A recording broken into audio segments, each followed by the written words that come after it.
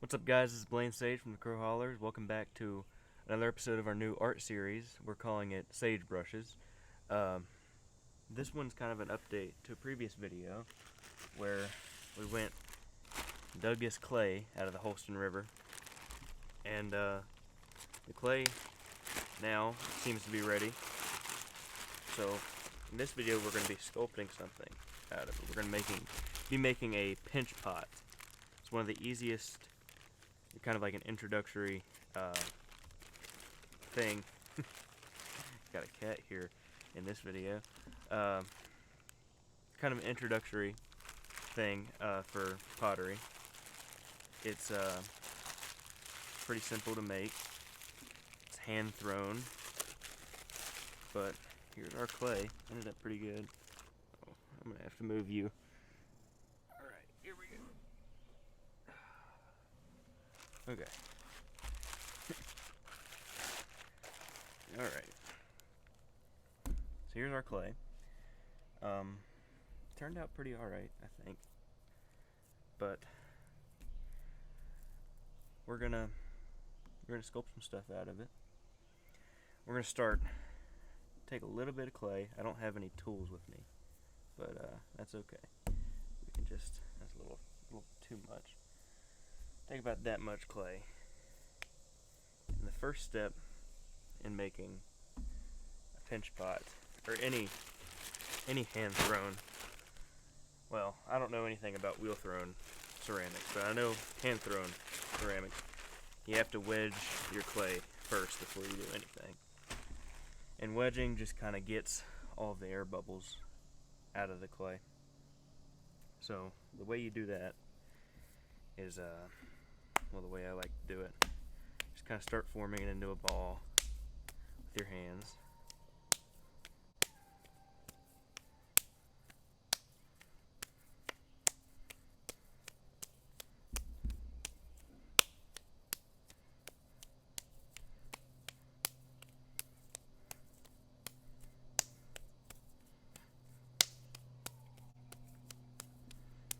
Once you got a pretty good ball, to wedge it, you just kind of start throwing it down until you get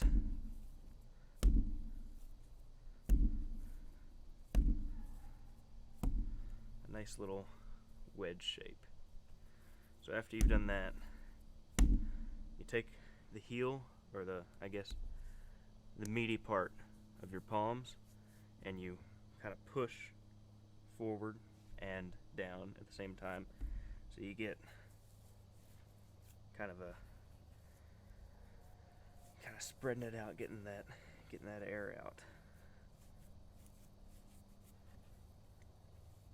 Now this clay is not that refined, so it's kind of crumbling on me a little bit, but it'll still turn out good. I'll have to show you all a piece that I've already made. I've kind of jumped the gun on this project. I already made a pinch pot off camera, but I'll show you all that in a minute after I get this one made. So yeah, you just keep working the clay until you get all the air bubbles out. This is just so when you fire it, you don't want air bubbles in your clay, because that increases the risk of losing the piece exploding in the kiln. That's going to be another video, because I don't have an actual kiln. I'm going to have to make one. So any suggestions on that would be greatly appreciated. So after you wedge your clay, you go ahead and form it into a ball if you're going to do a pinch pot. And then the way I learned to do pinch pots, you find like the center of your ball of clay, kind of press in with your thumb, start making a hole, and then you kind of want to keep the same thickness all the way around if you can. So don't go too far down, or you'll go through the bottom of your clay. But then after that, they call it a pinch pot because you're using your thumb, and I like to use all 4 fingers just to kind of press the clay together and up a little bit to make it start to form something. And you just keep doing that all the way around. I'll have to show you all some of the pottery I made. I took a pottery class at the college that I go to, UVA Wise. Took a hand throwing class, and it was a pretty fun class. I really enjoyed it. I learned a lot on how to do this. That's where I learned how to make pinch pots, and we had extruders there where we could get coil and make coil pots. We also had a thing to roll out the clay to make slabs. But I enjoy pinch pots because they're more free form. You're not tied down to a coil or a slab. You can just kind of make it whatever you want it to be.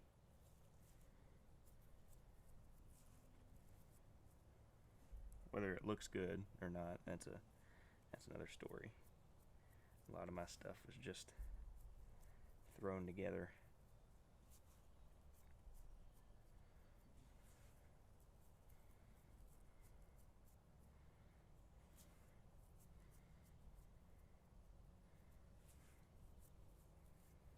So you just keep working the clay. It'll take a little while. But there's something kind of soothing about any artistic process. If you saw in the last art video, I painted an oil painting of my brother. And that used to be the only, well, I started off just drawing. That was my kind of gateway into art. And then I started painting with acrylic paint. But I never really cared for painting a whole lot. Then I got into oil pastels around, I think it was 2020, beginning of 2020. And right around the pandemic, the start of the pandemic. And I got really into oil pastels. And then one day, it was August, I think it was August of 2020, I decided I wanted to do some oil paintings. So I tried my hand at it, mixed a bunch of colors together. Kinda turned out bad. Then I finally figured it out and fell in love with oil painting. And it is probably my favorite medium right now. Then I went to college, and I'd never worked with clay really before. I think it's really awesome to make stuff with your hands just from the earth. That's why I went and dug my own clay instead of buying my own, because I wanted to see how well it would hold up, number one, and if it was at all possible. Plus it makes a pretty good video. But then turning that clay into something like a bowl.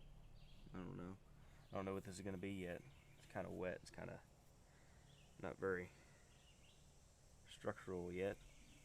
Once it dries, though, it'll be pretty good. But yeah, you just build up the walls. You can build it however you want. You can make one side higher than the other. You can fold it in to make it like a triangle shape if you wanted to. I've never made just a bowl out of one, so I think that's what I'm going to do. Just keep it simple. Make sort of a shallow dish. Well, that's not too shallow, but more shallow than it is wide across.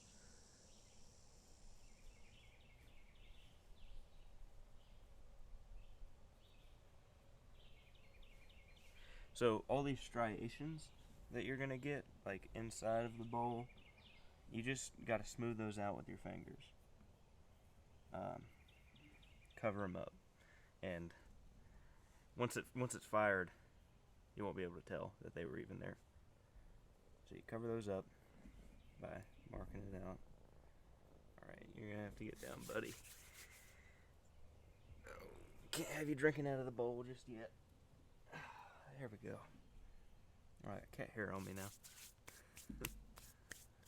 Don't want that in my bowl.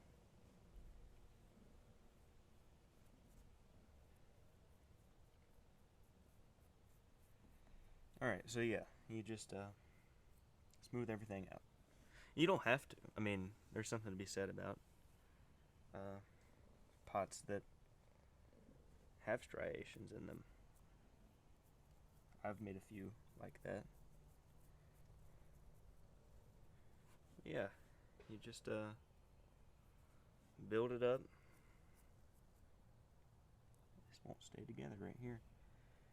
You just kind of got to work with it until it does stay together. There we go. I think I'm going to let that dry.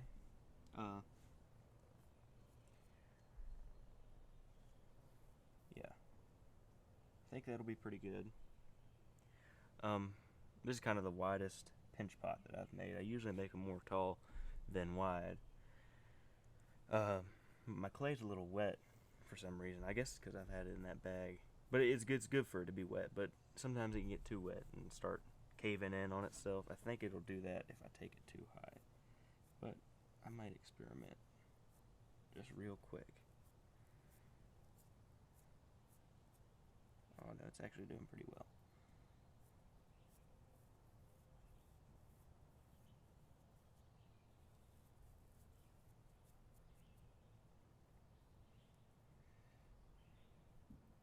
So this is like, I haven't been doing this for that long. So if anyone out there has been doing this, feel free to tell me what I'm doing wrong and what I need to do to fix it. So I'm sure there's a lot of things I'm doing wrong. You know what, we're just going to take that piece out of there. And that will be a stylistic aspect. If there's any mistakes that you make, you can always just write it off as you meant to do it. That's the cool thing about pinch pots. They don't have to look uniform. So, I'll let this dry. I'll make another video about after it's bone dry, we can add some designs on it if we want to, with like we can scrape some designs onto it, etch some designs onto it. Then I'll have to make a video about building a kiln, and then I'll eventually fire this stuff. But I'll show you all some stuff that I've made in the past, and the other thing that I made out of this clay right here. So here's some of the stuff I made. This one is actually my first ever piece.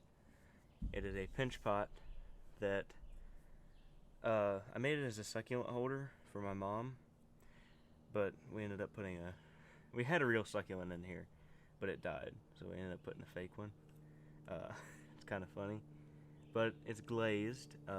First ever piece right there. Pretty cool. This is my second piece. It's also a pinch pot. It's actually two pinch pots put together in the middle here. It's kind of really rough, but it's a pitcher, and when it was bone dry, the handle broke on it. So there's some stuff that we used to put it back together in class, and I can't remember if I used food safe glaze or not on this, so I'm not actually going to put water in it. But yeah, it's a pitcher. It's got some designs on it, which we'll do in a separate video for this other the pinch pot that I just made. There's that. This one was my third. It's a jug, as you can tell. It's got a CH for Crowe Hollerers. This is supposed to be a little Crowe emblem, but you can't really tell by that. But I really love the color on this one, and I think it looks really cool with a little thing for your finger. You can hold it. It's also a pinch pot.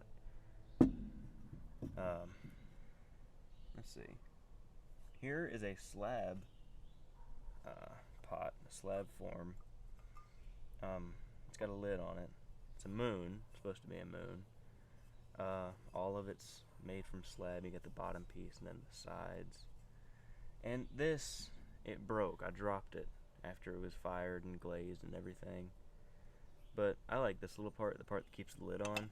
It's also a little moon. The handle's a little star. But I broke it, so that kind of sucks. Here's another slab form. I don't know what it is. It's like a vase or something. But